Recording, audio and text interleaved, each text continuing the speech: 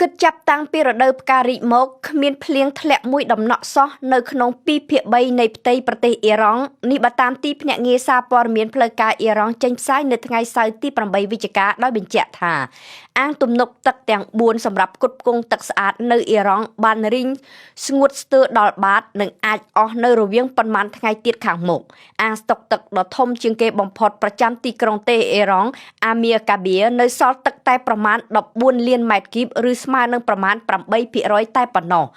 បើរហូតដល់ដំណាច់ឆ្នាំនៅតែគ្មានភ្លៀងទៀតរដ្ឋាភិបាលនឹងផ្តាច់ទឹកនៅពេលម៉ោងខ្លះហើយចែករបបទឹកចាប់ពីពាក់កណ្ដាលខែវិច្ឆិការហូតដល់ដើមខែធ្នូឬរហូតដល់មានភ្លៀងធ្លាក់នេះបើតាមសន្ទរកថារបស់ប្រធានាធិបតីអ៊ីរ៉ង់នៅថ្ងៃសុក្រទី7វិច្ឆិកាតាំងកញ្ចក់ទូរទស្សន៍ជាមួយនឹងការទាញសញ្ញាអាសន្នប្រាប់អំពីស្ថានភាពខ្វះទឹកដែលអាចនឹងជំរុញឲ្យរដ្ឋាភិបាលបង្ខំចិត្តចាត់វិធានការជំនះប្រជាពលរដ្ឋរស់នៅក្នុងរដ្ឋធានីផង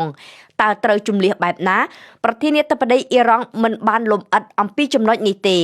រដ្ឋធានីតេហេរ៉ង់និងតំបន់ជុំវិញទីក្រុងជាទីប្រជុំជនដ៏ធំមានប្រជាជនរស់នៅប្រមាណ14ទៅ15លាននាក់ដែលត្រូវការប្រើប្រាស់ទឹកស្អាតប្រមាណ3លានម៉ែត្រគូបក្នុងមួយថ្ងៃ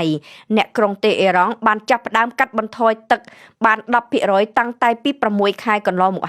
ហើយពេលនេះត្រូវប្រឹងបន្ថយសន្សំសំចៃទឹកឲ្យបាន 20% ក្រែងអាចទប់ទល់បានមួយខែ2ទៀត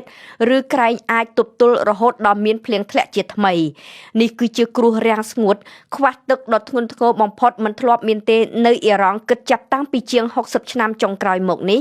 សម្រាប់អ្នកជំនាញជាច្រើនកង្វះទឹកនៅអ៊ីរ៉ង់បណ្ដាលមកពីការគ្រប់គ្រងទឹកមិនបានល្អមានករណីខ្ជះខ្ជាយទឹកប្រើក្នុងវិស័យកសិកម្មដែលនៅរក្សាទម្លាប់ដាំដុះតាមបែបបុរាណម្យ៉ាងវិញទៀតស្ថានភាពរាំងស្ងួតកាន់តែអាក្រក់ជាលំដាប់និងជារៀងរាល់ថ្ងៃ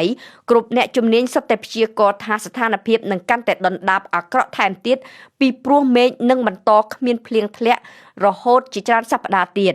បាទតាមទីភ្នាក់ងារសារព័ត៌មានតាស្មីនកម្ពស់ទឹកភ្លៀងនៅអ៊ីរ៉ង់បានធ្លាក់មកនៅត្រឹម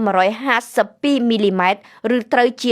40% ក្រោមមធ្យមភាគនៃកម្ពស់ទឹកក្នុងរយៈពេល57ឆ្នាំចុងក្រោយហើយនៅខេត្តខ្លះទៀតអត្រាទឹកភ្លៀងបានធ្លាក់ចុះដល់ទៅ 80%